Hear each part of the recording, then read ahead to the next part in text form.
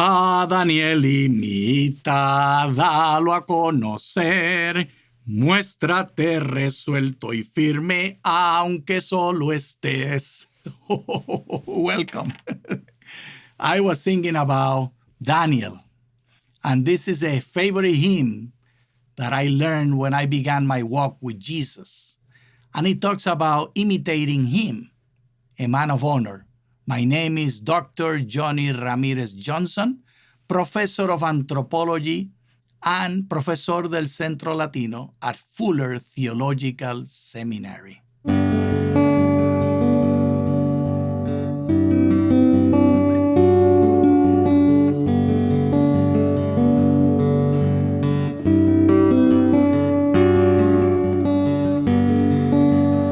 I am very much interested in bringing the spiritual things that we use as jargon in the church and as churchy language into everyday common practice. Going specifically to the book of Daniel, I have 3 points that I will present from the original spiritual realm into the common everyday language realm. The first one, Daniel resolved that he would not defile himself. What is the meaning of defiling? Such a strong word. He will not defile himself with the royal rations of food and wine. So he asked the palace master to allow him not to defile himself. So many conflicts within the Christian church about what kind of food to have, what kind of food not to have, when to have it, and how to have it, when to fast and when not to fast, when to eat meat and when to eat fish. So many reasons to argue. The Bible comes from a very different context. Everyone saw God and the spiritual realm as part of everyday life. They explain things saying that this is a spiritual affair, that this is from God, that this is the God who did it. Cause and effect was not the way of understanding the world. The gods were in charge, and the gods, be the Yahweh, the Tetragrammaton, the God of the Bible, that God is in charge of everything. Well, for Daniel, it meant everyday life was in front of God. On chapter 10, verse 13, we have an explanation of what this means. But the prince of the kingdom of Persia opposed me 21 days. So Michael, one of the chief princes, came to help me, and I left him there with the prince of the kingdom of Persia. This idea of the prince of Persia opposing an angel of the Lord is fascinating. You and I need to think not only of food, but of everyday events. Everything. God is ready to intervene.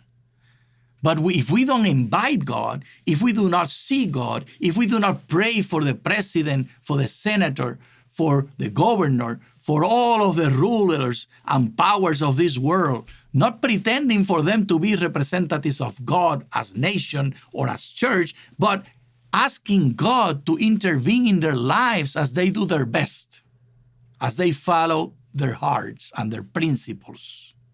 This is what common everyday life will mean for Daniel not to defile himself. For you and I, it means we need to invite God not only in what we eat, but in every aspect of our lives. The second of this, this one is a bit more complicated. The second of these heavy spiritual concepts, it has been argued throughout the ages. Daniel 2:21, he changes times and seasons. Of course, he is God. Let me read the whole passage. He changes times and seasons, depossesses kings and sets up kings. He gives wisdom to the wise and knowledge to those who have understanding. What in the world? So Fidel Castro was named by God to be the president of Cuba as long as he lasted, over 50 years. And we as Christians and as citizens just need to accept it? What about whoever won the elections in the United States? Is it always God who chooses them? Is that the meaning of the scriptures? I have a suggestion. A better way of understanding that I am inviting you to consider is to think that everyday life, like the example we started on point 1, what you eat, has consequences when we bring God into the picture. So it's not about who elected the president. It's how you see the president and how you pray for the president and how God works in your own life in the nation where you're at. You do not have to believe that God has appointed every ruler, even those evil ones that have destroyed your place and your future. It is about us bringing God into the picture, not about God having puppets throughout the world. The third point comes from Daniel 9:21. While I was speaking in prayer, Daniel was a man of prayer. There are many stories, great stories. The principal one, when there was a decree, he decided to continue praying. He opened the windows, looking towards Jerusalem. He prayed. Everybody saw him, and he was condemned, and he ended up with lions. Now, this continual prayer of Daniel, as important as it is, and as holy a man as he was not answered immediately. It says on Daniel 9:21, the man Gabriel, whom I had seen before in a vision, came to me in a swift flight at the time of the evening sacrifice. He came and said to me, Daniel, I have now come out to give you wisdom and understanding. At the beginning of your supplications, a word went out, and I have come to declare it. For you are greatly beloved. So consider the word and understand the vision. Over 10 years in between. It was not an immediate answer. If you have not received response to your prayer, do not be discouraged. The holy man Daniel, who was willing to get into the mouth of the lions, did not receive answers immediately.